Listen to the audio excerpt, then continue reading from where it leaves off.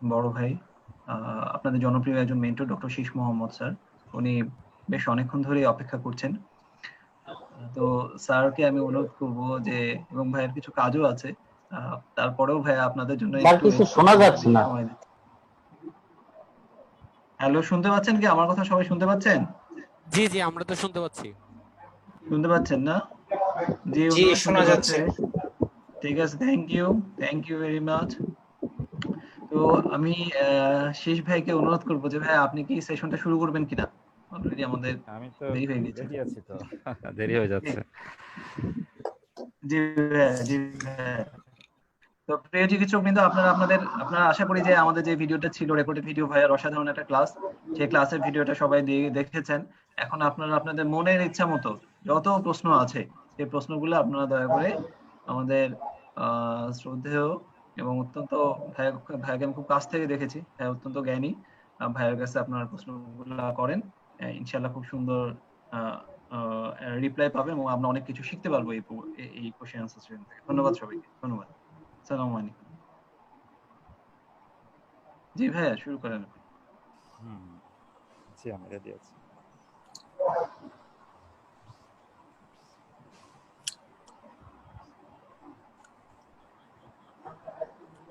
হ্যাঁ, আসসালামু আলাইকুম ভাইয়া। ওয়ালাইকুম আসসালাম। ওয়ালাইকুম সালাম। হ্যাঁ ভাইয়া, আমার একটা কোশ্চেন ছিল হুম, যে আপনার লেকচার গুলি খুব ভালো হয়েছে, আমি পুরোটাই করেছি, সুন্দর হয়েছে পুরোটাই। আমার আমার কোশ্চেনটা হলো যে মন্টি লুকাস আর থিওফাইলিন নিয়ে। তো আমাদের সবাই তো দেখা যায় যে মন্টি লুকাসটা খুব বেশি প্রেসক্রাইব করে, সেই ক্ষেত্রে আমরা কি শুধু এটা অ্যাজমার ক্ষেত্রে ইউজ করব?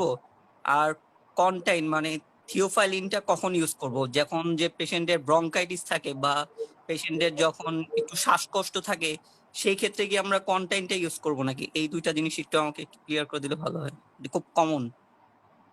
আচ্ছা। হ্যাঁ, আপনার প্রশ্নটা খুবই প্রাসঙ্গিক এবং সুন্দর প্রশ্ন। বর্তমানে যে ওষুধটা সবচেয়ে বেশি নষ্ট হচ্ছে, ম্যালিউজ হচ্ছে, সেটা হচ্ছে মন্টেলুকাস্ট। কিভাবে এটা এইভাবে ম্যালিউজ হচ্ছে? সেটা হলো যে কোভিডের সময় যে পেশেন্টটি কোভিড পজিটিভ হচ্ছে, আমাদের কম বয়স্ক বিগিনার যারা আছে তারা এই montelukast without any feature of obstruction তারা দিয়ে দিচ্ছে। কমপ্লিট অ্যাসিমটোমেটিক পেশেন্ট হয়তো মন্টেলুকাস দিয়ে দিচ্ছে। এভাবেই চলছে এটা। হয়তো এরকমও হচ্ছে যে 1-2 দিনের কাশি মন্টেলুকাস দিয়ে দিচ্ছে। তো এইভাবেই এই ওষুধটা অত্যন্ত প্রয়োজনীয় এবং দামিও, কিন্তু প্রায় 15 টাকা প্রতিটার দাম। এরকম একটা দামি ওষুধ নষ্ট হচ্ছে। তো আপনার এই প্রশ্নটা খুবই প্রাসঙ্গিক আমি মনে করছি। উত্তর হচ্ছে মন্টেলুকাস্টের দুটা ইন্ডিকেশন আছে। There are two indication. One is asthma. Sir বাদে সবাই একটু মিউট করলে কথাগুলো ক্লিয়ার শোনা যায়। ওয়ান ইজ অ্যাজমা, আমি ইন্ডিকেশন বলছি মন্টেলুকাস্টের। আর সেকেন্ড হচ্ছে অ্যালার্জিক রাইনাইটিস। তাহলে এই দুইটা কন্ডিশনে আমরা কেবলমাত্র মন্টেলুকাস্ট ব্যবহার করতে পারি। আর দ্বিতীয় ইন্ডিকেশনটাকে ব্যবহারের মধ্যে না আনার জন্যই শুরুর থেকেই জোর দেওয়া। তাহলে বোঝা গেল যে একমাত্র ইন্ডিকেশন হচ্ছে অ্যাজমা।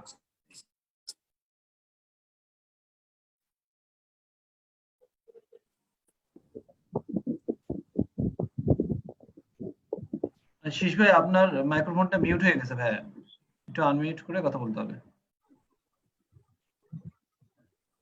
শোনা যাচ্ছে? জি ভাই, এখন শোনা যাচ্ছে। জি ভাই, বলেন এখন। আচ্ছা আচ্ছা, তো আমি মন্টেলুকাস্টের ইন্ডিকেশন বলছিলাম, অ্যাজমা হচ্ছে আর ইন্ডিকেশন। আর থিওফাইলিন যেটা, থিওফাইলিনের ইন্ডিকেশন হচ্ছে সিওপিডি। সিওপিডি, হ্যাঁ, থিওফাইলিনের ইন্ডিকেশন হচ্ছে সিওপিডি এবং অ্যাজমা দুইটাতেই। আর এখানে মন্টেলুকাস্টের ইন্ডিকেশন কিন্তু সিওপিডি না। তাহলে মন্টেলুকাস্টের ব্যবহার অ্যাজমা, আর থিওফাইলিনের ব্যবহার দুইটা, সিওপিডি এবং অ্যাজমা দুইটাই। আর থিওফাইলিন হচ্ছে একটা ব্রঙ্কোডাইলেটর, আর মন্টেলুকাস্ট এটাও ব্রঙ্কোডাইলেশন করে, কিন্তু রোল হচ্ছে মূলত অ্যান্টি ইনফ্ল্যামেটরি। আর মন্টেলুকাস্টের সাইড ইফেক্টটা কিছু সিরিয়াস সাইড ইফেক্ট আছে, এটা ভাস্কুলাইটিস করে, তবে side effect comparatively in comparison to theophylline কম। থিওফাইলিনের কার্ডিওভাস্কুলার কিছু সাইড ইফেক্ট আছে, এটা দিলেই দেখা যায় ট্যাকিকার্ডিয়া হয়, প্যালপিটেশন, পেশেন্টরা এটা কম সহ্য করতে পারে, এবং এটা যাদের সিজার প্রন তাদের আবার সিজার অ্যাটাক হয়ে যায়।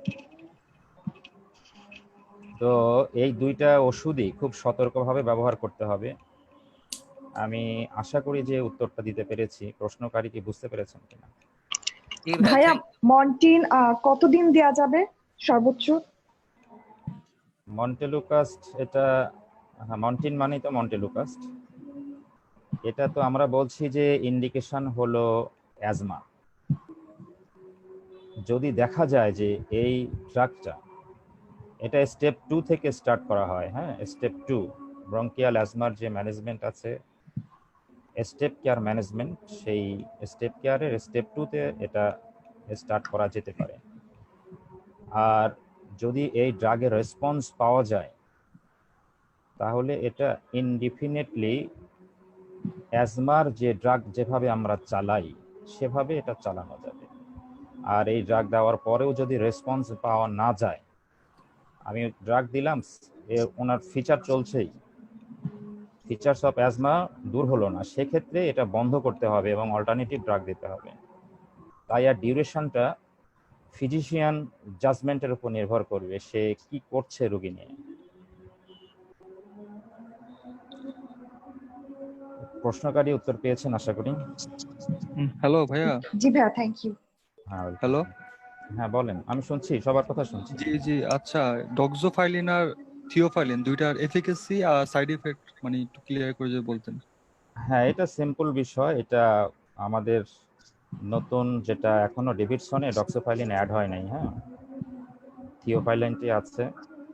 আর ডক্সোফাইলিন বিভিন্ন ওই লিফলেটের মাধ্যমে, জার্নালের মাধ্যমে ডক্সোফাইলিনটা কিন্তু আমরা পেয়েছি। এটা এখনো টেক্সট বই যেটা ডেভিডসন, এটাতে কিন্তু অ্যাড হয়নি, এটা কিন্তু মনে রাখবেন, ঠিক আছে?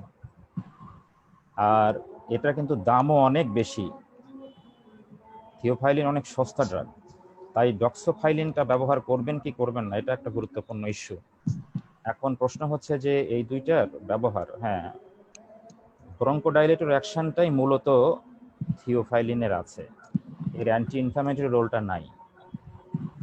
আর ডক্সোফাইলিনের দুটো রোলই আছে। এ কারণে এই ডক্সোফাইলিনটা আমরা একই সাথে অ্যাজমা এবং সিওপিডি, অ্যাজমাতে ইনফ্ল্যামেশন বন্ধ করার জন্য দিতে পারি এবং ব্রঙ্কোডাইলেটর অ্যাকশন দুইটাই, আর সিওপিডিতেও দিতে পারি, ওখানে মূলত ব্রঙ্কোডাইলেটর অ্যাকশনের জন্য। হ্যাঁ, সিওপিডিতে খানিকটা ইনফ্ল্যামেশন চলে, সেজন্য ওটাতে খানিকটা উপকার হবে। আর থিওফাইলিনটা এর যেহেতু অ্যান্টি ইনফ্ল্যামেটরি অ্যাকশনটা কম, এই জন্য অ্যাজমাতে এর রোলটা কম। ব্রঙ্কোডাইলেটর অ্যাকশনটাই আর মূলত, সেজন্য আমরা সিওপিডিতে এটা দিতে পারবো। আশা করি উত্তর পেয়েছেন। ভাইয়া আসসালামু আলাইকুম। ওয়ালাইকুম আসসালাম। হ্যাঁ ভাইয়া, আমি যে কোশ্চেনটা করতে চাচ্ছিলাম সেটা হলো যে আমরা তো বিভিন্ন ধরনের অ্যান্টিহিস্টামিন ইউজ করি। আমাদের নন সিডেটিভ আছে, সিডেটিভ অ্যান্টিহিস্টামিন আছে, এছাড়াও আরো আমরা অনেক ধরনের ক্লাসিফিকেশনের অ্যান্টিহিস্টামিন আছে। তো আমরা যদি রেসপিরেটরি সিস্টেমের কোনো সমস্যার জন্য কোন ধরনের অ্যান্টিহিস্টামিনটা ইউজ করা ভালো, বা এমন কি কোনো আছে কিনা, বা এই হ্যাঁ, ডোজটা কেমন হবে, কতদিন হবে? আচ্ছা, অ্যান্টিহিস্টামিন নিয়ে প্রশ্নের একটা উত্তর আগে দিয়েছি, আপনি মনে হয় নাই, যাই হোক। আমরা রেসপিরেটরি ফিজিশিয়ান যারা, আমি মেডিসিন স্পেশালিস্ট হিসাবে উত্তরটা দেই। এই অ্যান্টিহিস্টামিনের ব্যবহার যতটা বেশি হয়, আসলে এর সম্পর্কে আমরা কম জেনেই ব্যবহারটা করি। আর রেসপিরেটরি এই দিকে আমরা ব্যবহার করি না, কারণ এই জিনিসটা সম্পর্কে আমরা কিঞ্চিত জানি। আর এই জানার কারণেই আমাদের রেসপিরেটরি ফিজিশিয়ানদের প্রেসক্রিপশনে এই অ্যান্টিহিস্টামিনটা আপনি দেখবেন যে এরা কম লেখে, খুবই কম লেখে। ঠিক আছে, এখন যদি প্রশ্ন আপনি যেটা করেছেন লিখতেই হয় তাহলে কোনটা লিখবো, তাই তো? জি যদি ভাইয়া। লিখতেই হয় তাহলে হ্যাঁ অবশ্যই আপনাকে এজ এবং অকুপেশন, পেশেন্টের ইকোনমি, এগুলো চিন্তা করেই লিখবেন। সেফ বলতে তো কোনো ড্রাগই সেফ না, all drug are poison, but এটা রাইট ডোজ অ্যান্ড ডিউরেশনে দিলে সেটা ড্রাগ মেডিসিন হিসাবে কাজ করে। সেফ ড্রাগ যেগুলো নন সিডেটিভ বড়দের জন্য, সেগুলো যে কোনো একটা আপনি চয়েস করতে পারবেন। আমি প্রেসক্রিপশনে ইবাস্টিনটা লিখেছিলাম, এটারই উত্তর দিয়েছিলাম। কেন ইবাস্টিন? ইবাস্টিন একটা সেকেন্ড জেনারেশন বা নন সিডেটিং অ্যান্টিহিস্টামিন, এটাতে ভালো অ্যাকশন পাওয়া যায়। একটা দুটাতেই দেখা যায় যে আমরা যে জন্য দেই রাইনাইটিস, এটা দূর হয়ে যায়, খুব বেশি দিন দেওয়ার প্রয়োজন হয় না। আর যদি দেন ডিউরেশন কতদিন দিতে পারবেন, এটা অবশ্যই শর্ট ডিউরেশনে দেওয়ার চেষ্টা করবেন, হয়তো 1 to 2 উইক এরকম দিতে পারেন। আপনি যে ইন্ডিকেশনে দিচ্ছেন অবশ্যই ইন্ডিকেশনের উপর কিন্তু নির্ভর করবে। আপনি কি এটা, আমার যে টপিক ছিল অ্যালার্জিক রাইনাইটিস, ওইটাতে দিচ্ছেন, কমন কোল্ডে দিচ্ছেন, এগুলোতে তো 1-2 দিনই সাফিসিয়েন্ট। কিছু কন্ডিশন আছে যেগুলোতে অনেক দিন দেওয়া হয়, স্কিনের কিছু কন্ডিশন আছে সেখানে তো 1-2 মাসও দেওয়া হয়। উত্তরটা বুঝতে পেরেছেন কিনা? জি ভাইয়া। আচ্ছা, থ্যাংক ইউ। ভাইয়া আসসালামু আলাইকুম। আমার একটা কোশ্চেন ছিল ভাইয়া। হ্যাঁ বলেন। হ্যাঁ, মোহাম্মদ মামুন বলেন। ভাই এজমাতে তো আমরা প্রিভেন্টার থেরাপি হিসেবে সালমেট্রল এবং কিন্তু সেটা তো অনেক দাম। এখন এর বদলে যদি আমরা আছে বেক্লোকোড বা বেক্লোমিন নামে যেটা পাওয়া যায়, সেটা যদি আমরা প্রেসক্রাইব করি সেটা কতটুকু ইফেক্টিভ? হ্যাঁ, এটা ভালো কোশ্চেন করেছেন। এগুলো যেটা আমি তুলে দিয়েছি প্রেসক্রিপশনে, এটাতে রেসপন্সটা বেশি ভালো, সেজন্য ভালোটাই তো আমরা চয়েস করব আমাদের রোগীদের জন্য, তাই তো? আর যেটা বলছেন, হ্যাঁ ওটাও দেওয়া যাবে, দেওয়া যাবে না এমন না, সস্তা দিয়ে কাজ করতে পারলে আপনারা করবেন, উপকার হবে ওটা তো।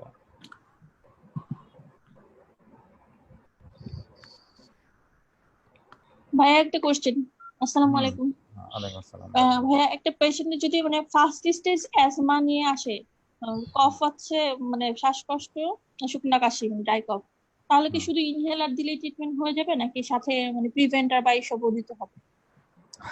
ইনহেলারটাই তো প্রিভেন্টার থাকতে পারে, কোনটা ইনহেলার না দিচ্ছেন? মানে মন্টিলিউকাসটা কথা বলতেছে, ওটাও দিতে হবে নাকি ওটা পারসিস্টেন্ট না, মানে হচ্ছে 3 মাসে ধরেন একবার অ্যাটাক হয় এরকম, তাহলে শুধু আচ্ছা, কি হ্যাঁ। সালবিউটামল ইনহেলার এটা দিলেই হবে নাকি স্টেরয়েড দিতে হবে নাকি হচ্ছে প্রিভেন্টার দিতে হবে?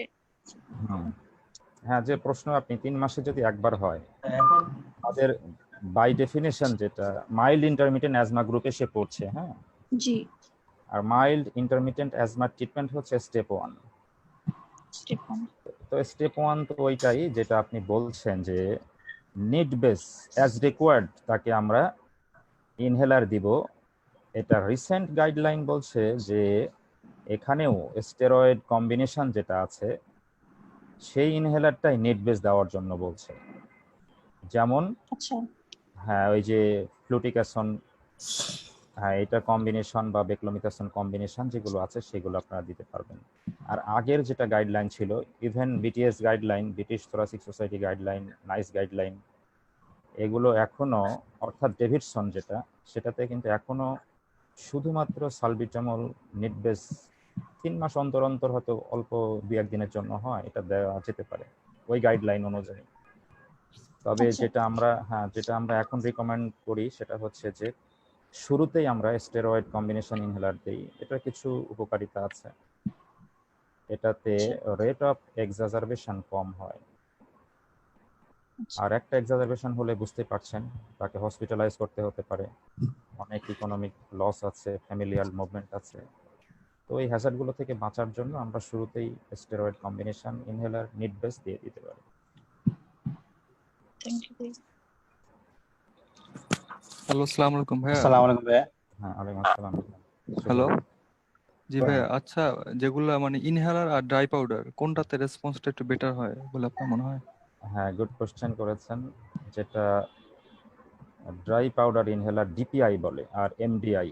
হ্যাঁ, তো মিটারডোজ ইনহেলার আর ড্রাই পাউডার ইনহেলার এই দুইটার এফিকাসিতে আসলে কোনটা এফিকাসি ভালো সেইটার থেকে জরুরি হচ্ছে পেশেন্ট কোনটা ব্যবহার করতে পারে, এইটা হচ্ছে বেশি জরুরি। অর্থাৎ পেশেন্ট কোনটা কমফোর্ট ফিল করে, ঠিক আছে? যেটার পেশেন্ট বেশি ভালো ব্যবহার করতে পারবে সেটাই দেওয়াটা উচিত। আর দুইটার মধ্যে স্টাডিতে যেটা মিটারডোজ ইনহেলার সেটার এফিকাসি এমনিতেই ভালো, তবে যে পেশেন্ট মিটারডোজ ইনহেলার ব্যবহার করতে পারে না তার ক্ষেত্রে তো ওইটাতে কোনো এফিকাসি পাওয়া যাবে না, ঠিক আছে? এটা বিবেচনা রেখে আমাদেরকে কাজ করতে হবে আর কি।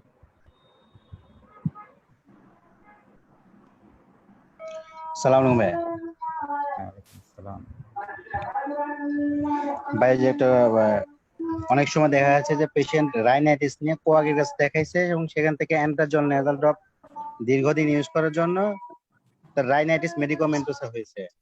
হ্যাঁ, সেই ক্ষেত্রে আমরা কিভাবে সাইন চিহ্ন থেকে বুঝতে পারি বা এটা ট্রিটমেন্ট কি হতে পারে? এটা তো খুব সহজ ডায়াগনোসিসটা হচ্ছে যে পেশেন্টের যেটা আপনি হিস্ট্রি দিয়েছেনই already, history of prolonged use জি অফ ওই ডাইলোমেটাজোলিন অথবা অক্সিমেটাজোলিন। অ্যান্টাজল nasal drop.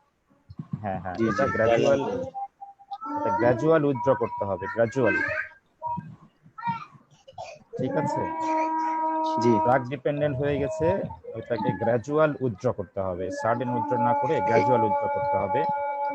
আর তার জি জি ফিচার অনুযায়ী আপনাকে হয়তো স্টেরয়েড যেটা সেটাও দিতে হতে পারে, জি স্প্রে স্টেরয়েড। জি এটাই উত্তর পেয়েছেন আশা করি। প্লিজ থ্যাংক ভাইয়া নরমাল এক্সরে আর বর্তমানে যে কোভিড-19 এই এক্সরেটা একটু যদি বলতেন। নরমাল এক্সরে তো বুঝলাম, কিন্তু বর্তমানে কোভিড-19 এক্সরেটা যদি একটু বলতেন, টেস্ট এক্সরেটা। কোভিড-19 এর এক্সরেটা, এটা দুইটা বিষয়ে দুইটা জিনিস মাথায় রেখে এটা বলতে হবে। একটা হচ্ছে পেশেন্ট সিম্পটোম্যাটিক নাকি অ্যাসিম্পটোম্যাটিক। যে না পেশেন্ট, মানে আমি উত্তরটা শেষ করি তারপরে দেখেন আপনার কথা চলে আসে কিনা। যদি পেশেন্ট অ্যাসিম্পটোম্যাটিক হয়, কোভিড পেশেন্ট অ্যাসিম্পটোম্যাটিক, তার চেস্ট এক্সরেটা নর্মাল থাকে। আর যে পেশেন্ট কোভিড সিম্পটোম্যাটিক তার ক্ষেত্রে অ্যাবনর্মাল থাকে। আর এই অ্যাবনর্ম্যালিটিটা বাইল্যাটারাল হয়। অন্যান্য ভাইরাল ইনফেকশনের মতো রেসপিরেটরি ভাইরাস যেগুলো আছে, আপনারা জানেন যে ভাইরাল ইনফেকশনগুলো বোথ লাং একসাথে করে। আপনার ইন্টারনেটে প্রবলেম থাকলে শুনতে পাবেন না। হ্যাঁ, ইন্টারনেট ক্লিয়ার হলে শুনতে পাবেন। আমি কি কথা বল,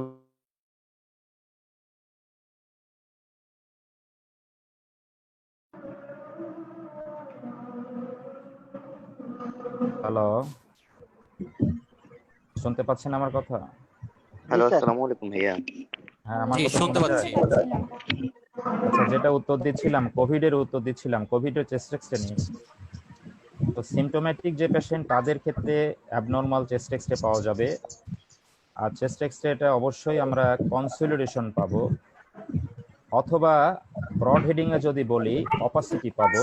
অপাসিটিটা দুই ধরনের হয়, একটা হচ্ছে ইন্টারস্টিশিয়াল অপাসিটি, একটা অ্যালভিওলার অপাসিটি। কোভিডে বাইল্যাটারাল অপাসিটি পাওয়া যায়। অপাসিটি আছে দুই ধরনের, ইন্টারস্টিশিয়াল আর অ্যালভিওলার। এটাকে আমরা বিগিনারদের জন্য সহজভাবে বলবো কনসলিডেশন পাওয়া যায়। ভাইরাস দ্বারা ইনফেকশন হলে কনসলিডেশনের এক্সরেটা দেখতে দেখতে চিনতে হবে। আর ব্যাকটেরিয়া দ্বারা কনসলিডেশন হলে সেই এক্সরেটা কিন্তু খুব অবভিয়াস, যেমন নিউমোনিয়া, ওটা দেখে আমরা একদম অভ্যস্ত। কিন্তু ভাইরাস দ্বারা ইনফেক্টেড বা ভাইরাল নিউমোনিয়ার যে এক্সরে, ওইটা বাইল্যাটারাল হয় এবং কনসলিডেশনটা ব্যাকটেরিয়ার মতো না, ঠিক আছে। হ্যাঁ, উত্তরটা কি বুঝতে পেরেছেন? জি ভাইয়া। হ্যাঁ, আচ্ছা, আসসালামু thank you. আলাইকুম। ওয়ালাইকুম আসসালাম। হ্যাঁ ভাইয়া, হ্যাঁ, বলেন কোভিড, আমি একটু কোশ্চেন ছিল।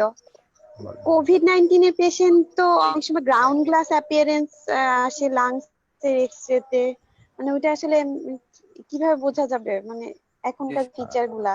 আচ্ছা, গ্রাউন্ড গ্লাস শব্দটা আমরা গ্রাউন্ড গ্লাস শব্দটা সিটির ক্ষেত্রে ব্যবহার করব, সিটি স্ক্যানের ক্ষেত্রে। এক্স রে ক্ষেত্রে গ্রাউন্ড গ্লাস শব্দটা ব্যবহার করব না। হ্যাঁ, এতটুকু মনে রাখাই আমার মনে হয় যথেষ্ট, যে গ্রাউন্ড গ্লাস শব্দটা আমরা ব্যবহার করব সিটি স্ক্যানের ক্ষেত্রে। শোনা যাচ্ছে না। শোনা তো যাওয়ার কথা, আমার কথা। আসসালামু আলাইকুম ভাইয়া। হ্যাঁ, ভাইয়া কথা কি শোনা যায়? হ্যাঁ, শোনা যায়। ভাইয়া একটু ব্রঙ্কিয়াল অ্যাজমা নিয়ে একটু কোশ্চেন ছিল।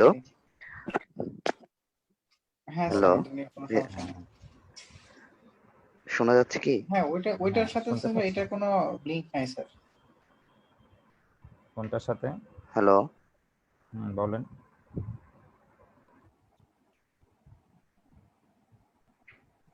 জি আমি শুনতে ভাইয়া, পাচ্ছি, বলেন। ব্রঙ্কিয়াল অ্যাজমাতে কালকে যেমন আপনি ব্রঙ্কিয়াল অ্যাজমাতে আপনি বলেছেন যে এই যে আমরা প্রিভেন্টার ইউজ করতে পারি, আবার সাথে হচ্ছে আমরা রিলিফারও ইউজ করি। তো আমার কথা হচ্ছে ভাইয়া, যে প্রিভেন্টার হিসেবে যেমন অনেকগুলো কম্বিনেশন পাওয়া যায়, যেমন বুডাসোনাইডের সাথে ফার্মেট্রল পাওয়া যায়, তারপরে আপনার ভাইয়া যেটা কালকে বললেন যে সারমেট্রলের সাথে ফ্লুটিকাসন যেটা বেক্সিটল নামে পাওয়া যায়, প্লাস অন্যান্য যেগুলো পাওয়া যায়। আমার কোশ্চিন হচ্ছে যে কোনটা সবচেয়ে ভালো এবং সাইড ইফেক্ট কম, এটা একটা কোশ্চিন। আর একটা যেটা কোশ্চিন আমি আমার হচ্ছে যে জি, বলেন। পেশেন্টের আর্থিক অবস্থার বিবেচনায় যে কোনটা হচ্ছে আমি মানে আমার ফার্স্ট প্রায়োরিটি হবে প্লাস ভালো হবে, দুইটা একটু জানতে চাচ্ছিলাম। হ্যাঁ, যেটা ভালো সেটাই আমি প্রেসক্রিপশনে দিয়েছিলাম। ফ্লুটিকাসন প্লাস হচ্ছে রাইট, এটাই। হ্যাঁ, এটা সাইড সালমেট্রল ইফেক্ট। যেটা। জি, রাইট, এটা সাইড ইফেক্টটা কম। আর পেশেন্টের বিবেচনায় তো চিকিৎসা দেওয়াটা কঠিন, তাই না? যেটাতে পেশেন্ট উপকার জি, হবে জি, জি। সেটাই দিবেন। তার আচ্ছা। অর্থনৈতিক আর বিবেচনা করে অন্য কিছু চয়েস করতে চাইলে তো পারবেন। জি, জি, জি। আর আরেকটা জানতে চাচ্ছিলাম, সেটা হচ্ছে যে আমি নিজেও একজন অ্যাজমার পেশেন্ট। তো আমার যেটা হচ্ছে, আমি হচ্ছে অ্যাজমাসল ইউজ করি। তো আমার হচ্ছে মাঝে মাঝে সমস্যা হলে অ্যাজমাসল ইউজ করলে ঠিক হয়ে যায়। আর এখন ইদানিং দেখা যাচ্ছে 2 মাস বা 3 মাস ধরে একটু প্রবলেমটা বেশি হচ্ছে। সেক্ষেত্রে কি আমি সালমেট্রল প্লাস ফ্লুটিকাসন যেটা কম্বিনেশন, এটা কি আমি হচ্ছে নিজে ইউজ করার ক্ষেত্রে কি এই যে 25/250 যেটা, এটা কি ব্যবহার করতে পারবো? প্লাস কি হ্যাঁ, হ্যাঁ, সালবিটামলও কি হ্যাঁ। ইউজ করা যাবে একসাথে? দুইটাই মানে প্রিভেন্টার প্লাস রিলিভার কি দুইটাই ইউজ করতে পারবো? প্রিভেন্টারটা হচ্ছে আপনার চলবে, হ্যাঁ। আর চলবে, জি। রিলিভারটা হচ্ছে প্রয়োজন অনুসারে। প্রয়োজনটা কি? প্রয়োজন অনুসারে। যদি কাশি বেশি হয়, শ্বাসকষ্ট বেশি হয়, বুকে চাপ লাগা বেশি থাকে, শ্বাস শব্দ হয়, জি, সেক্ষেত্রে আপনি রিলিভারটা 1-2 দিন ব্যবহার করলেন। জি, আর জি, প্রিভেন্টারটা সিমটম থাকুক আর না থাকুক চলবে। এভাবে আসলে চলবে। ট্রিটমেন্টটা দিতে হবে।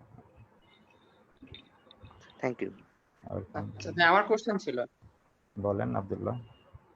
জি ভাই, আমার কোশ্চেন হচ্ছে যে কালকে যখন আমরা ক্লাস করেছিলাম তখন 6 নম্বর প্রেসক্রিপশন, 9 নম্বর প্রেসক্রিপশনটা ছিল না প্রেসক্রিপশনের ভিতরে। আর 12 নম্বর প্রেসক্রিপশনটা ভাই বুঝতে পারিনি। আর আরেকটা বিষয় হচ্ছে যে আনকমপ্লিকেটেড কমিউনিটি অ্যাকোয়ার্ড নিউমোনিয়াতে আমরা 2টা অ্যান্টিবায়োটিক দেওয়া যাবে কিনা জিপিতে? না, এটা আনকমপ্লিকেটেডে 2টা অ্যান্টিবায়োটিক তো দরকার নাই। হ্যাঁ, আমরা গাইডলাইন ফলো করব, ব্রিটিশ থোরাসিক সোসাইটি গাইডলাইন অনুযায়ী ওই ট্রিটমেন্টটা দেওয়া হয়েছে। ডেভিডসন যেটা আর কি, সেটা অনুযায়ী দিবেন। আপনারা একটা সুন্দর পদ্ধতি ফলো করবেন, হয় গাইডলাইন না হয় ডেভিডসন। নিজের মতো করে কিছু করবেন না, কারণ ভবিষ্যৎটা অনেক কঠিন যাবে। যে কোনো প্রেসক্রিপশন আপনার চ্যালেঞ্জের সম্মুখীন হতে পারে, মামলা হয়ে যেতে পারে। তখন আপনি কিন্তু একটা গ্রাউন্ড থাকতে হবে যে আমি এইটা ফলো করে দিয়েছি, আপনি সেফ হয়ে যাবেন। নিজের ইচ্ছা মতো কাজ করলে ঝামেলা হবে। আর জানেন যে অ্যান্টিবায়োটিকগুলো অনেক সাইড ইফেক্ট আছে। সিঙ্গেলে কাজ হলে কেন ডাবল দিবেন? আর ডাবল তারাই দিবে যারা জানে না। আমি এমনও প্রেসক্রিপশন পেয়েছি, এক প্রেসক্রিপশনে 3টা অ্যান্টিবায়োটিক, অথচ তার অ্যান্টিবায়োটিক লাগবে না। তো সেই ধরনের ডাক্তার না হওয়ার চেষ্টা করবেন। Thank you. ভাইয়া, এই ইসোফেজাইটিসের ট্রিটমেন্ট। হ্যাঁ, ইসোফেজাইটিস। জি জি। ইসোফেজাইটিস তো আমি বলি নাই। না মানে আপনি বলেছিলেন যে একটা ডিডি আনার জন্য যদি সেন্ট্রাল হুম, চেস্ট পেনের সাথে আহ, হ্যাঁ হ্যাঁ হ্যাঁ। না, ওগুলো ট্রিটমেন্ট আমি না বলার চেষ্টা করব। হ্যাঁ, আমি আমার মধ্যে থাকি, আচ্ছা ইসোফেজাইটিস জিআইটির মধ্যে যাক। হ্যাঁ, আচ্ছা ভাইয়া ওই 6 নম্বর প্রেসক্রিপশন 9 নম্বর প্রেসক্রিপশন কি আমরা পেতে পারি কিনা? ওইটা একটু অ্যাডভান্স ছিল, সেজন্য যেটা আপনাদের জন্য বিগিনাররা তারা পেয়েছেন। ঠিক আছে, ওকে ভাইয়া ঠিক আছে। আচ্ছা। হুম, ভাইয়া আমার একটা কোশ্চেন ছিল। বলেন জান্নাত, বলেন। হ্যাঁ, আহ, ভাইয়া হচ্ছে কফ ভেরিয়েন্ট অ্যাজমা মানে অনেক আছে যে খুব মানে তার অ্যাজমার হিস্ট্রি বলতে তার অ্যালার্জির হিস্ট্রি আছে অনেক এবং তার এরকম কাশটম, সেক্ষেত্রে আমরা কি ট্রিটমেন্ট দেব? ট্রিটমেন্ট কাপ ভেরিয়েন্ট অ্যাজমা যদি শব্দটা আপনি বলেন, তাহলে আমি আর কোনো কিছু শুনতে চাই না। হ্যাঁ, ডায়াগনোসিস আপনি করে ফেলেছেন কাপ ভেরিয়েন্ট অ্যাজমা। এখন প্রশ্ন হচ্ছে কাপ ভেরিয়েন্ট অ্যাজমা আর ক্লাসিক্যাল অ্যাজমা, যেগুলো ক্লাসিক্যাল অ্যাজমা, কাপ ভেরিয়েন্ট অ্যাজমার কোনো কি ট্রিটমেন্ট আলাদা কিছু? উত্তর হচ্ছে না। দুইটা ট্রিটমেন্ট একই, একই ট্রিটমেন্ট দেবেন, একই প্রিকশন, একই ট্রিটমেন্ট, একই পরামর্শ, একই কাউন্সেলিং, সব একই থাকবে। বাট ডায়াগনোসিসটা, হ্যাঁ ডায়াগনোসিসটা করতে হবে কাপ ভেরিয়েন্ট অ্যাজমা, কারণ আপনি যে জানেন সেটা রোগীকে বোঝাতে হবে। প্লাস কাপ ভেরিয়েন্ট অ্যাজমার রেসপন্সটা দেরিতে হয়, এটা একটু কাউন্সেলিংয়ে আমরা উচ্চারণ করি। এতটুকুই আর কি। ভাইয়া আরো কিছু পেশেন্ট কমপ্লেন করে যে ও যে কফ জমে থাকে বুকের মাঝে, এরকম একটা কমপ্লেন আছে যে কফ জমে আছে, ঠান্ডা লাগছিল, ঠান্ডা চলে গেছে বাট হচ্ছে কফ জমে আছে, সেক্ষেত্রে আমরা কি ধরনের ট্রিটমেন্ট দিব? কফ জমে আছে শব্দটা ক্লিয়ার না, ঠিক আছে, এটা দ্বারা কি বোঝায় তারা? কফ জমে থাকা, এটা অনেকটাই ওই যে feeling of something, feeling of sensation of something in the throat, যেটা এই গ্লোবাল সেন্সেশন টাইপের কিনা, ওটা সাইকিয়াট্রিক কিনা, ওইদিকে চিন্তা করেন। হুম। আর ঠিক যদি আছে, এরকম হয় যে আগে কাশি ছিল এখন কাশি বন্ধ হয়ে গেছে কিন্তু ওরকম গলার মধ্যে কফ জমে আছে টাইপ, এরকম একটা ইয়ে করে ওরা, তাহলে সেক্ষেত্রে আমরা কি মানে মিউকোলাইটিক কিছু দিব না নাকি কাশি না মানে? থাকলে আপনি মেকোলাইটিক দিবেন কেন? ওটা কাউন্সেলিং করতে হবে। তাকে হয়তো তার অন্য কোনো প্রবলেম আছে, ডায়াগনোসিস আলাদা কিছু, গলায় তার কিছু থাকতে পারে শিওরলি। হ্যাঁ, এরকম রিপিটেড কমপ্লেন করলে অবশ্যই গলা পরীক্ষা করতে হবে, ইএনটির কাছে রেফার করবেন। ঠিক আছে বেস্ট ভাইয়া, অপশন থ্যাংক ভাইয়া রেফার। ভাইয়া আসসালামু আলাইকুম। ওয়ালাইকুম আসসালাম, জোহরা বলেন। হ্যাঁ হ্যাঁ, ভাইয়া এই যে মিউকোলাইটিক যে সিরাপ গুলোর কথা বলা হইলো, তো এটা আসলে মানে আমরা কোন কোন ক্ষেত্রে ইউজ করতে পারি বা করলেও মানে কিভাবে করব? আচ্ছা, মানে মিউকোলাইটিক এটা কি আমি আমার ইয়েতে বলেছি নাকি লেকচারে? না স্যার, হ্যাঁ আপনি বলেন না, এর জন্য আপনি বলেন।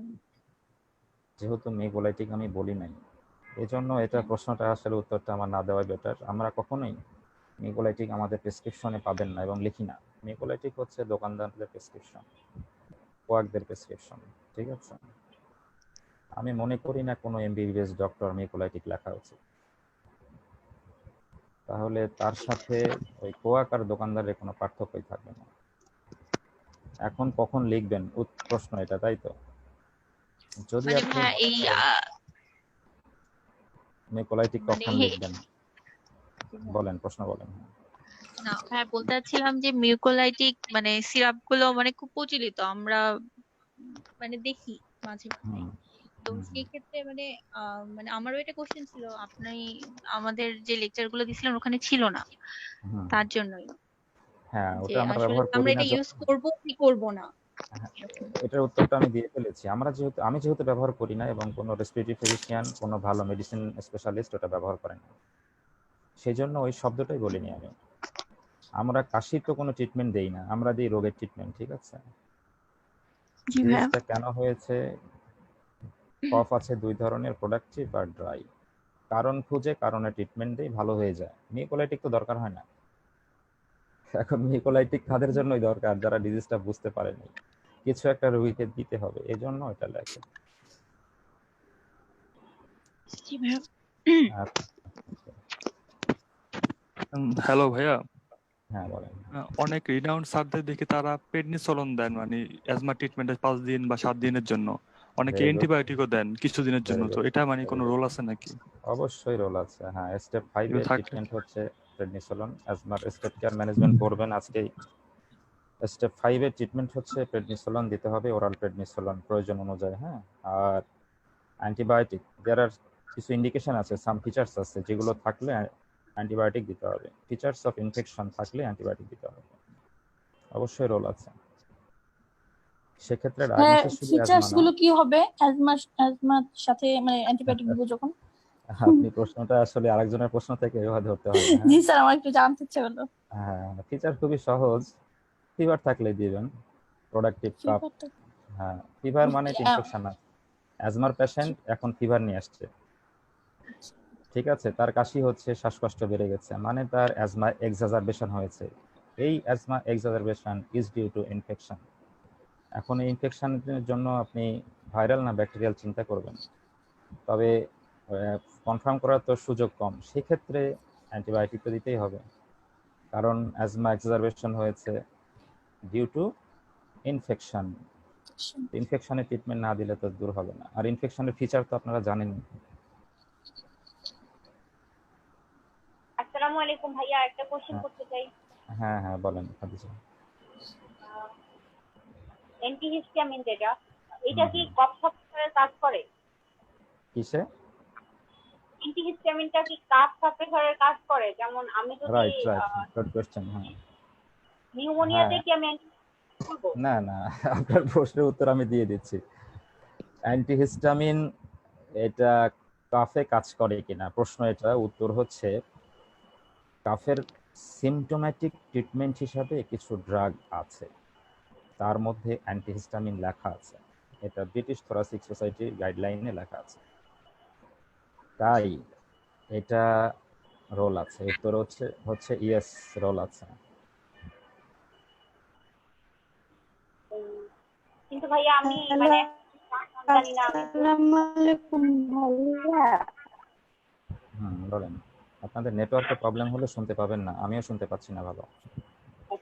ভাইয়া এইখানে অ্যান্টিহিস্টামিনের একটা জিনিস জানতাম, সেটা হচ্ছে যদি নিউমোনিয়ার পেশেন্ট হয় তখন বাবু কথা বলো না এখন, হ্যাঁ স্টার্ট হয়ে গেছে, তখন এটা কি কোনো সমস্যা হবে?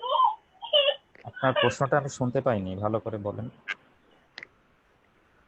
নিউমোনিয়া বা কোনো পেশেন্টের যদি আমি ভিতরে অ্যান্টিহিস্টামিন দেই, তখন যদি তার ভিতরে সিক্রেশনটা কমে যায়, মানে আমি এরকম একটা জিনিস জানতাম, আমি শিওর ছিলাম না, জিজ্ঞাসা করা। তো তখন তার নিউমোনিয়ার সিক্রেশন গুলো যদি তখন এইটা আবার ইনসেলফ কোনো ইনফেকশন করতে পারি কিনা? নিউমোনিয়া না যে কোনো হ্যাঁ, নিউমোনিয়ার পেশেন্টকে আমরা অ্যান্টিহিস্টামিন দেই না এবং দেওয়ার জন্য কোথাও লিখিও না। আপনি ভুলভাল ট্রিটমেন্ট দিয়েন না। হ্যাঁ, নিউমোনিয়ার ট্রিটমেন্ট আলাদা। নিউমোনিয়া না, প্রোডাক্টিভ কাফের ক্ষেত্রে যেটা বলা হয়। হ্যাঁ, প্রোডাক্টিভ কাপে অ্যান্টিহিস্টামিন দেওয়া যায় না। জি ভাইয়া, ঠিক আছে। ভাইয়া কিটোটোফেনটা আমরা সর্বোচ্চ কতদিন দিতে পারি? কিটোটোফেন। হ্যাঁ, এটা অ্যান্টি ইনফ্ল্যামেটরি অ্যান্টিহিস্টামিন, তো প্রয়োজন অনুসারে দিতে হবে। এগুলো সাইড ইফেক্ট কম, প্রয়োজন অনুসারে দেওয়া যাবে। ওকে, ঠিক আছে। হ্যালো ভাইয়া, আরেকটা কোশ্চেন ছিল আমার। বলেন। ভাই, কারো যদি অ্যালার্জিক রাইনাইটিসের সমস্যাটা অনেক বেশি থাকে, যে দেখা যায় যে সে অ্যাকিউট কন্ডিশন নিয়ে আসছে কিন্তু তার কন্টিনিউয়াসলি অ্যান্টিহিস্টামিন খেতে হচ্ছে, সেক্ষেত্রে আমরা মানে কতদিন যাবত হচ্ছে অ্যান্টিহিস্টামিনটা ইউজ করতে পারবো? হয়তো বা সে অ্যান্টিহিস্টামিন না খেলে তার সমস্যা থেকেই যাচ্ছে, এক্ষেত্রে আমরা কি করতে পারি? হ্যাঁ, এটা তো আসলে ডায়াগনোসিস যদি সুন্দর হয়ে যায়, কাউন্সেলিং হচ্ছে এর সবচেয়ে ভালো চিকিৎসা। কারণ হচ্ছে যে ট্রিগারিং ফ্যাক্টরগুলোতে তার ওই ফিচারগুলো হয়, ওগুলো সে অ্যাভয়েড করবে, এটাই হলো বেস্ট ট্রিটমেন্ট। আর এমন কোনো সিচুয়েশন যদি আসে যেখানে সে ওইটা অ্যাভয়েড করতে পারছে না, সেক্ষেত্রে খুবই শর্ট ডিউরেশন, 5 থেকে 7 দিন বা 10 দিন ম্যাক্সিমাম, বা 1 থেকে 2 দিনও প্রয়োজন হতে পারে, ইভেন সিঙ্গেল ডোজ জাস্ট খাবে সে, কারণ ওই একটাতেই তার যে ইয়াগুলো ছিল আর কি, মেডিয়েটরগুলো ছিল, প্রিফর্ম মেডিয়েটর বলে, ওইগুলো বন্ধ হয়ে যাবে, তার উপশম হয়ে যাবে, সেক্ষেত্রেও তার আর বাড়ানোর দরকার নেই।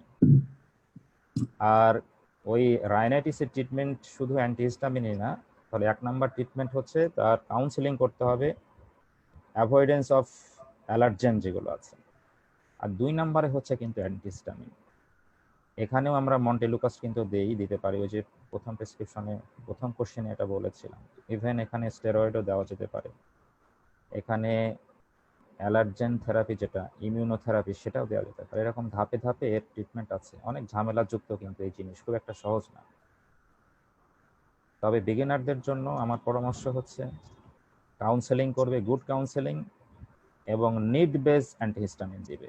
এই নিড বেসটা হচ্ছে হয়তো 4-5 দিন খাবে, সে ভালো থাকবে, 1-2 মাস পরে আবার হলে আবার খাবে, এইভাবে চলবে এই ট্রিটমেন্টটা। জি ভাইয়া, থ্যাংক ইউ। হ্যাঁ, অ্যান্টিবায়োটিক নিয়ে একটা আর প্রশ্ন ছিল। একটা কোশ্চেন। হ্যালো ভাইয়া, আপনারা প্রশ্ন রিপিট করবেন না, একজন প্রশ্ন করলে মনোযোগ দিয়ে এটা শুনবেন, হয়তো ওই প্রশ্নটা আপনার মনেও থাকতে পারে। ভাইয়া যেটা আমরা জাইলোমেট্রাজোলিনে রাইনাইটিস মেডিকামেন্টোসা যেটা ওটা কিরকম মানে ফিচারটা কি নিয়ে আসতে পারে? ওটা তো পেশেন্ট উত্তর দিয়ে আবার দিয়েছি। কি ধরনের ফিচার নিয়ে আসতে পারে, বা আমরা অন এক্সামিনেশন করে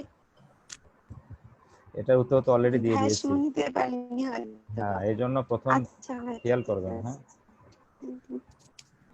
জি ভাইয়া, থ্যাংক ইউ। আচ্ছা, হ্যাঁ, ওয়েলকাম। হ্যালো ভাইয়া। হ্যাঁ হ্যাঁ হ্যালো। হ্যাঁ, জি, বলেন। অনেকে রেসপিরেটরি ইনফেকশনে মক্সিফ্লক্সাসিন বা লেভোফ্লক্সাসিন দিয়ে থাকে, আবার অনেকে এটার খুব বিরোধিতা করে, যেন এটা দেওয়া যাবে না, এটা টিবি রাইট রিজার্ভ ড্রাগ। তো আমরা এখন কি রাইট। করব? মানে অনেক স্যার কিন্তু রিনাউন্সও দেয়, অনেকে আবার দেয় না। হ্যাঁ, মানে আসলে অনেকেই দেয় কোনটা না। কারেক্ট? রাইট, এখন প্রশ্ন এটা আসলে এই বিষয়টা যারা জানে তারা অ্যাভয়েড করবে, আর যারা রেসপিরেটরিতে আমরা আছি তারা আমরা অবশ্যই অ্যাভয়েড করার চেষ্টা করি, ঠিক আছে। আর কারণ কি সেটার উত্তর তো আপনি জানেনই। এখন যদি কেউ বিষয়টাকে ধরেন না মানে, এটা একটা ইস্যু যে আমি মানি না, আর আরেকটা হচ্ছে যে তার উপায় নেই, উপায়হীন হয়ে দিচ্ছে, এরকম কন্ডিশন আপনি তো বুঝতেই পারছেন বিষয়টা এরকম আর কি। যদি আপনি স্বচ্ছ প্র্যাকটিস, সুন্দর প্র্যাকটিস করেন, চেষ্টা করবেন না দেওয়ার। হ্যালো ভাইয়া। হ্যাঁ, বলেন। আমার একটা কোশ্চেন ছিল, সেটা হচ্ছে প্রোডাক্টিভ কফ আর ড্রাই কফে কি কি মানে মেডিসিন ইউজ করবো, দুইটাতে কি কি রকম আলাদা? এটা তো আপনাকে ডায়াগনোসিস করতে হবে, প্রোডাক্টিভ কফের কারণ কি, এটা কি নিউমোনিয়া, এটা কি লাং অ্যাবসেস, এটা আপনাকে বুঝে ট্রিটমেন্ট দিতে হবে। আর ড্রাই কফের কারণ কি, এটা কি অ্যাজমা নাকি এটা ডিপিএলডি নাকি এটা কোনো ড্রাগ ইনডিউসড, কারণ বের করে কারণের চিকিৎসা দিতে হবে। আপনি প্রশ্নটা বুঝেন, হ্যাঁ, বোঝার পরে ডায়াগনোসিস করেন, তারপরে ট্রিটমেন্ট দেন। এখন এমবিবিএস স্যার কি আমার আপনার একটা কোশ্চেন ছিল। ইন্টার্নিদের কোশ্চেন কিন্তু আমরা অবশ্যই আমাদের চিন্তার বিষয় থেকে উত্তর দেব। আমার প্রশ্নের উত্তর হয়তো একটু অ্যাডভান্স হচ্ছে। স্যার আমার একটা কোশ্চেন ছিল। আপনারা নিজের লেভেল বলে প্রশ্ন করেন, হ্যাঁ, তাহলে আমার উত্তর দিতে সুবিধা হবে। আপনি কোথায় আছেন, কি করছেন?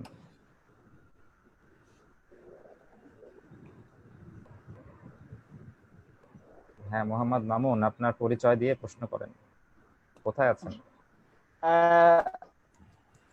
স্যার আমি হচ্ছে 39 বিসিএস এর মাধ্যমে উপজেলা স্বাস্থ্য কমপ্লেক্স কটিয়াদি কিশোরগঞ্জে কর্মরত আছি। গুড, হ্যাঁ, প্রশ্ন করেন, ভেরি গুড।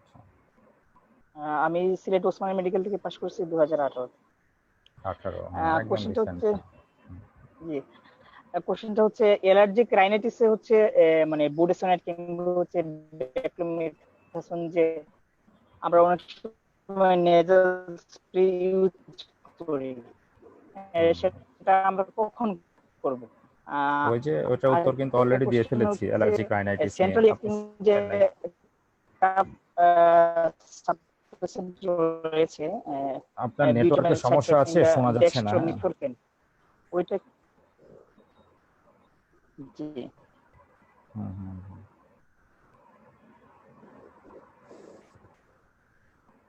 কিছু প্রশ্ন, আপনার কিছু কথা আমি বুঝতে পেরেছি, বলার চেষ্টা করছি, ঠিক আছে। একটা হচ্ছে অ্যালার্জিক রাইনাইটিসের অলরেডি আমি উত্তরটা দিয়ে দিয়েছি। আর যেটা ডেক্সট্রোমিথরফেন, নিউ কোশ্চেন, এটা হচ্ছে, এটা ড্রাই কাফের সিমটোম্যাটিক ট্রিটমেন্ট, মনে রাখেন। এটা ড্রাই কাফের সিমটোম্যাটিক ট্রিটমেন্ট মানে হলো যে কাফের ইভালুয়েশন আপনি করতে পারেননি, কারণ কি, এটা ডিপিএলডি, এটা অ্যাজমা, না এটা ড্রাগ, নাকি এটা জার্ড, আপনি বুঝতে পারছেন না। যদি এরকম হয় সেক্ষেত্রে তাকে ওই বালির বাত টাইপের ট্রিটমেন্ট একটা দিতে পারেন, যে হ্যাঁ আপনি এটা সপ্তাহখানিক খেতে থাকেন আর ফার্দার ট্রিটমেন্টের জন্য অমুক জায়গায় যান। এইভাবে এটা আপনি প্রেসক্রিপশনে দিতে পারবেন, সিমটোম্যাটিক ট্রিটমেন্ট। একটা কোশ্চেন ছিল। হ্যাঁ রায়হান, পরিচয় জি দেন, বলেন। আচ্ছা, জি আমি হচ্ছে এইচএম হিসেবে আছি হ্যাঁ সরদিতে। হ্যাঁ এখন হচ্ছে আমার কোশ্চেনটা ছিল যে ইন্টারস্টিশিয়াল লাং ডিজিজ, হ্যাঁ। হ্যাঁ এই ডিজিজটা হচ্ছে ওই আপনার আমাদের লেভেলের জন্য দরকার আছে কিনা, আর আমরা কিভাবে ডায়াগনোসিস করব? Very good question. আপনি যেহেতু এখন ট্রেনিং করছেন, পার্ট 1 করছেন কিনা বলেননি, যদি আমি ধরে নিই ট্রেনিং করছেন মানে পার্ট 1 করেছেন, মেডিসিনে ট্রেনিং করছেন। আর মেডিসিনে এফসিপিএস যদি পরীক্ষা আপনি দেন, তাহলে এফসিপিএসে এই ডিপিএলডি বা আইএলডি যেটা বললেন, এটা সারা ধরে। তাই এটা অবশ্যই আপনাকে জানতে হবে। আপনার জানার অংশটা হবে ডেভিডসন কেন্দ্রিক। ডেভিডসনে যতটুকু আছে ওইটাই বুঝে বুঝে পড়বেন, তাহলেই চলবে। আর ডায়াগনোসিসের জন্য পদ্ধতি কি, প্রশ্নটা এটা এটা যখন আপনি পড়বেন, এটা তো অনেক বিশাল একটা বিষয়, সাবজেক্ট, হ্যাঁ। তাহলে আপনি ধীরে ধীরে এটা জানতে পারবেন। এরকম জায়গাতে ওই ট্রিটমেন্ট, ওই ডায়াগনোসিস বলতে গেলে একটা লেকচার লাগবে। রায়হান, উত্তর পেয়েছেন আশা করি। Thank you. Hello welcome. Hello, আসসালামু আলাইকুম ভাইয়া। হ্যাঁ হ্যাঁ, তৃষা বলেন। ভাইয়া আমি হচ্ছে ইন্টার্নশিপ কমপ্লিট করছি 20শে ফেব্রুয়ারিতে। তো কোন পেশেন্ট যদি শর্ট থ্রোট নিয়ে আসে কিন্তু আসলে ফ্যারিঞ্জাইটিস কিনা আমি ওটা বুঝতে পারতেছি না, তখন আমি তাকে অ্যান্টিবায়োটিক মানে তাকে অবজারভেশনে রেখে কিছুদিন পরে অ্যান্টিবায়োটিক শুরু করব, মানে কতদিন পর থেকে আমি তাকে অ্যান্টিবায়োটিক শুরু করতে পারবো? সে হয়তো বা আমার কাছে, মানে আমি তাকে আসলে আলটিমেটলি তাকে কি রেমেডি দেবো নরমালি, আমি এখন বুঝি না যে আসলে ফ্যারিঞ্জাইটিস কিনা, সেক্ষেত্রে আমি তাকে কি দিতে পারি? হ্যাঁ, আপনার ওই অংশটা বারবার হ্যালো শুনেন তাহলে। হ্যাঁ, আমি বলছি, উত্তর দিচ্ছি। হ্যালো শুনতে পাচ্ছেন আশা করি? আমি আপনাদের কথা জি শুনতে ভাইয়া। পাচ্ছি। তো আপনি লেকচারটা ভালো করে আবার শুনেন, ওর মধ্যে উত্তরগুলো দেওয়া আছে। ওই প্রশ্ন হয়তো করতে সহজ করে ফেলছেন, উত্তরটা লেকচারে দেওয়া আছে, আবার লেকচারটা শুনেন। হ্যাঁ জি ভাইয়া, হ্যাঁ, আচ্ছা, থ্যাংক ইউ।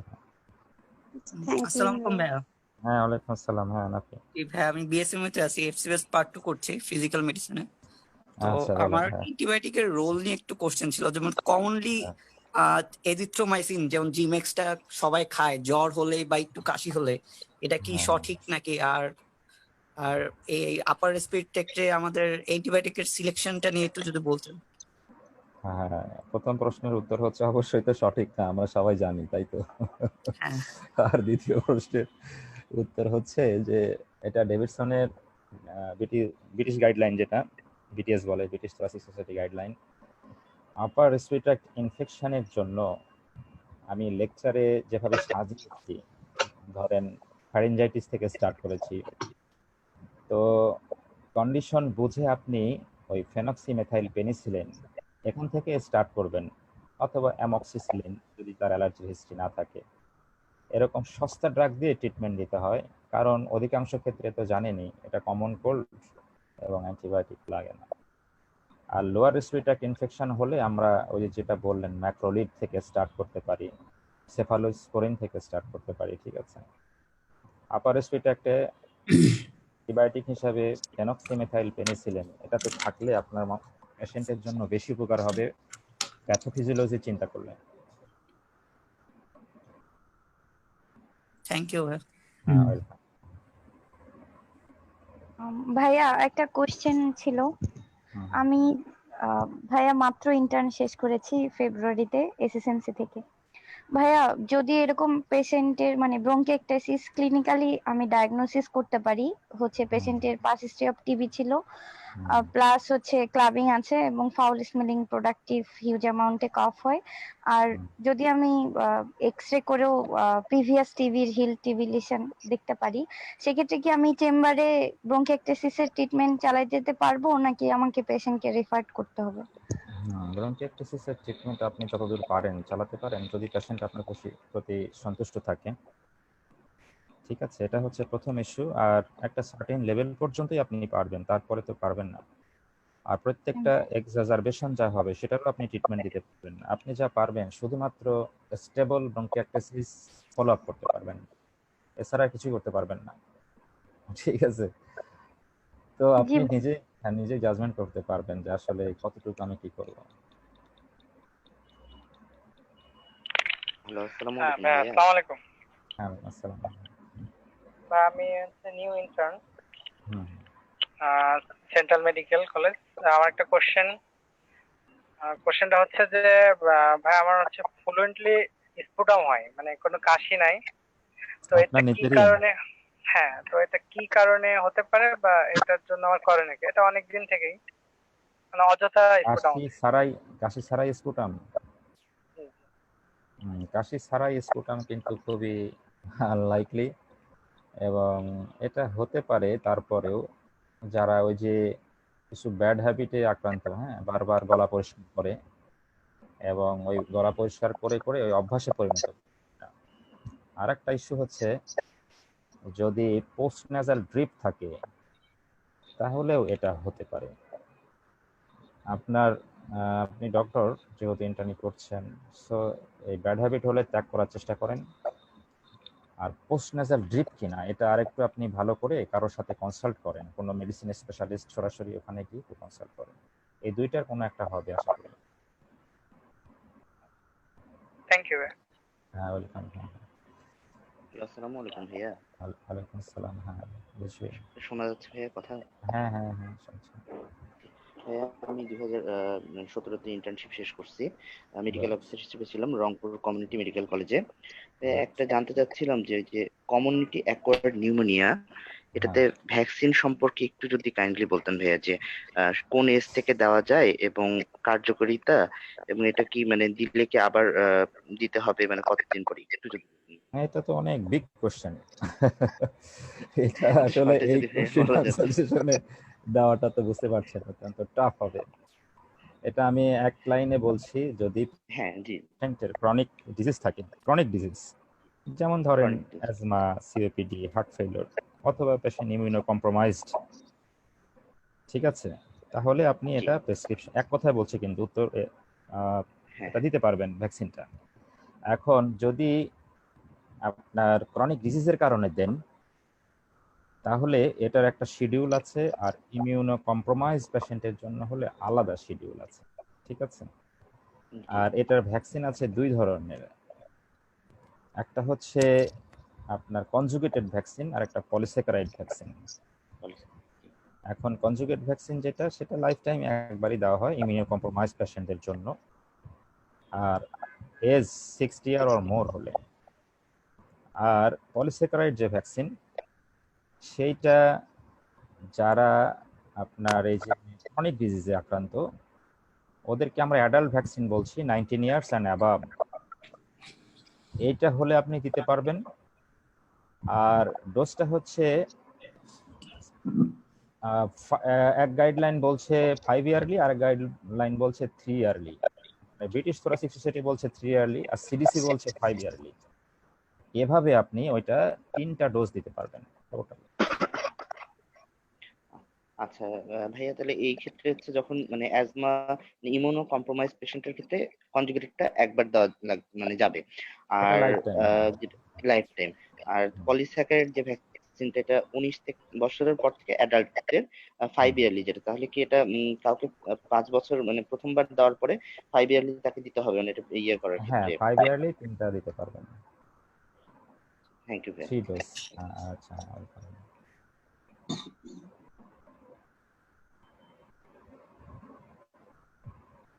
ভাইয়া 5 ইয়ারলি কোনটা দিতে হবে? ইনজেকশন মানে ভ্যাকসিনটা? আব্দুল্লাহ ভাই, হ্যাঁ ভ্যাকসিন, ভালো করে কথা খেয়াল করতে হবে। হ্যাঁ, ভ্যাকসিন, পলিস্যাকারাইড এর ভ্যাকসিন। ভাই আমরা কি ইয়ারলি দুইটা দিব নাকি একটা? Yearly yearly. না, ইয়ারলি তো কিছু বলি নাই। একটা বললাম 3 ইয়ারলি অথবা 5 ইয়ারলি। ব্রিটিশ থোরাসিক সোসাইটি বলছে 3 ইয়ারলি, আর সিডিসি বলছে 5 ইয়ারলি পলিস্যাকারাইড মানে vaccine.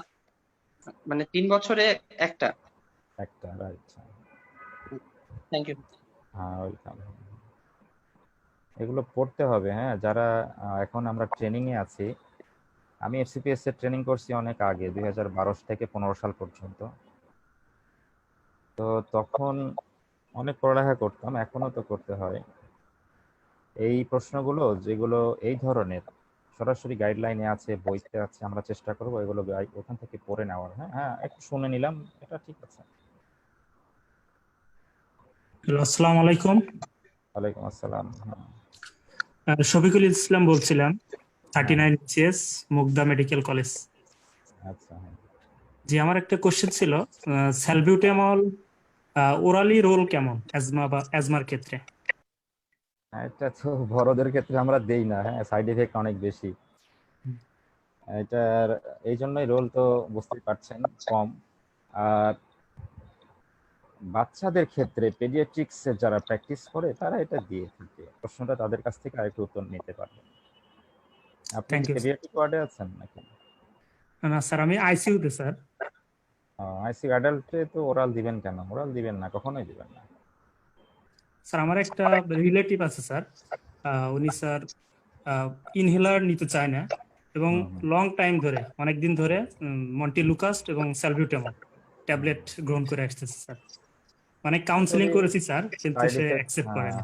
Right, side effect tolerate করতে পারলে চলুক, অসুবিধা কি তাহলে?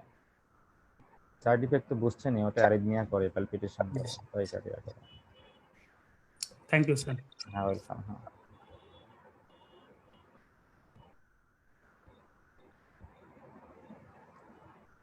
তো আমার মনে হয় শ্রোতাদের প্রশ্ন শেষ হয়ে গেছে। খুব ভালো ভালো প্রশ্ন ছিল। আসসালামু ভাই, একটা কোশ্চেন ছিল। হ্যাঁ ভাই, আমি শিশু হাসপাতালে আছি রেসিডেন্সিতে, ফেজেতে। আমি জানতে চাচ্ছি যে ল্যারেনজাইটিস এর ক্ষেত্রে অনেক সময় পেশেন্টটা লস্ট ভয়েস যেটা অনেকদিন ধরে ভুগতে থাকে। আপনি স্পিচ থেরাপির কথা বলেছেন, শুধু বিএসএমএমইউ তে যেহেতু অ্যাভেলেবল, এখন ঢাকার বাইরের পেশেন্টদের ক্ষেত্রে আমরা কি অ্যাডভাইস দিতে পারি? এটা একটা পয়েন্ট। আর হচ্ছে ভোকাল রেস্টের কোনো মানে কোনো গুড পার্ট আছে কিনা এখানে? আছে, হ্যাঁ আছে, গুড। ভোকাল রেস্ট দিতে হবে। আর গার্গলিং করলে কি কোনো উপকারিতা হতে পারে কিনা? স্পিচ থেরাপির অংশ আছে অনেকগুলো। হ্যাঁ, স্পিচ থেরাপির মধ্যে ওইগুলো সব ইনক্লুড হয়ে যায়। প্রথম প্রশ্নের উত্তর হচ্ছে যে যেখানেই থাকুক না কেন, মানুষ ট্রিটমেন্টের জন্য চলে যাচ্ছে ভারতে, ইন্ডিয়া, সিঙ্গাপুরে, আমেরিকায়, কে কোথায় না যাচ্ছে, আর বাংলাদেশ থেকে বিএসএমইউতে আসতে পারবে না। এই প্রশ্নটা আসলে কেমন হলো, তাই না? তো আমার মনে হয় যে অবশ্যই সে আসতে পারবে, প্রয়োজন যদি তার থাকে। আর ভোকাল রেস্ট অবশ্যই দিবে। হ্যাঁ, গার্গলিং এ কিছু উপকার হতে পারে। গার্গলিং এ কিছু উপকার হতে পারে। কি উপকার? যদি ওই তার ভোকাল কর্ড বা যে পর্যন্ত তার ফ্লুইডটা যায় ওই পর্যন্ত কোনো কিছু লেগে থেকে তার ওই সমস্যাটা হয়, সেটাতে কাজ করে। সাপোজ হয়তো সে স্টেরয়েড ইনহেলার নিয়েছে, সে কারণে যদি তার ওই প্রবলেমটা হয়, এক্ষেত্রে আমরা গার্গলিং প্রিভেন্টর হিসাবে ব্যবহার করতে পারি। যে সে প্রত্যেকবার ইউজের পরে গার্গলিং করবে, ওটা ধুয়ে পরিষ্কার হয়ে যাবে, এইভাবে সে ওইটা উপকার করে। হ্যাঁ, যদি এমন কোনো রিমুভেবল কিছু যদি ওখানে না থাকে তাহলে গার্গলিং খুব একটা উপকার হবে না। ইনফ্লামেশন থাকলে কি সেটা কমছে? হ্যাঁ, ইনফ্লামেশন কেন হচ্ছে সেটা অবশ্যই ট্রিটমেন্ট চিন্তা করে দিতে হবে, কিছুটা উপকার হতে পারে। জি, থ্যাংক ইউ। আলহামদুলিল্লাহ।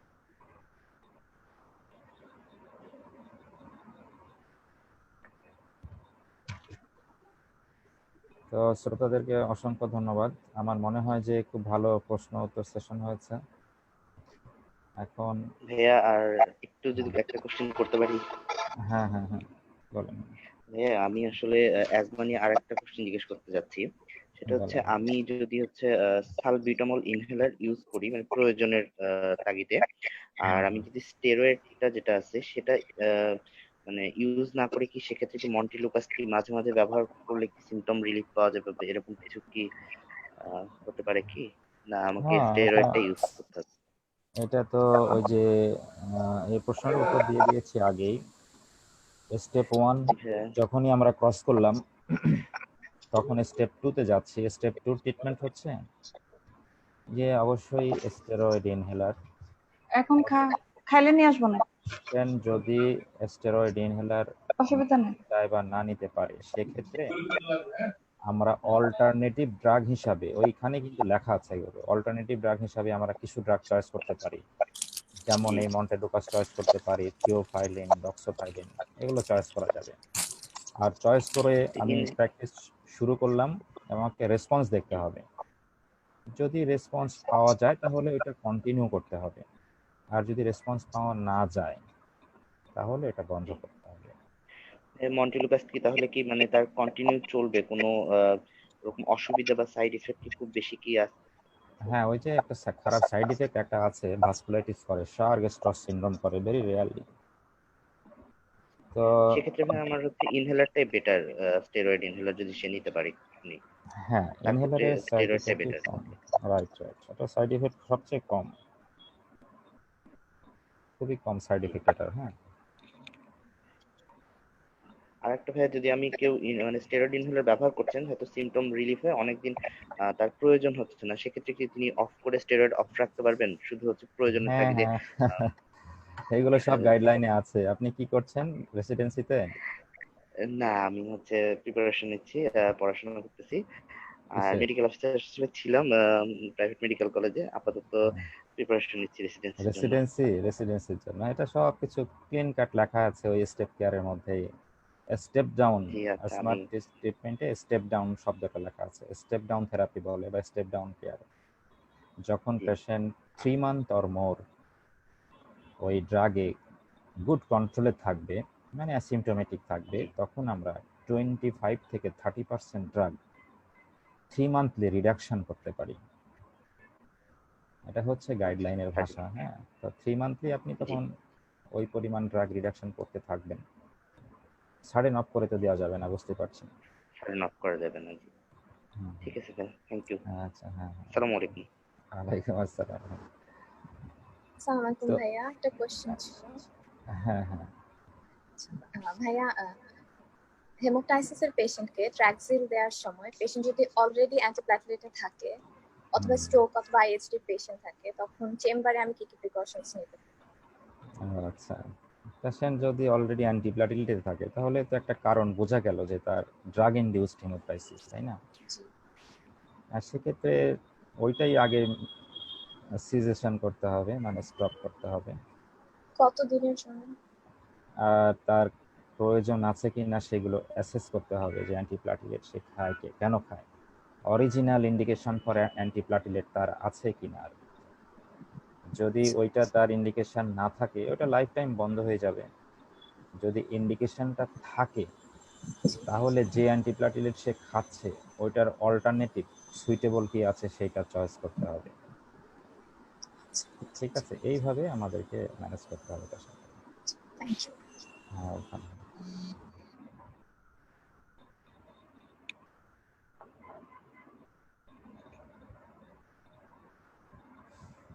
তো ফরিদুজ্জামান, আমার মনে হয় প্রশ্ন আনসার সেশন আমরা ক্লোজ করতে পারি, যথেষ্ট হয়েছে।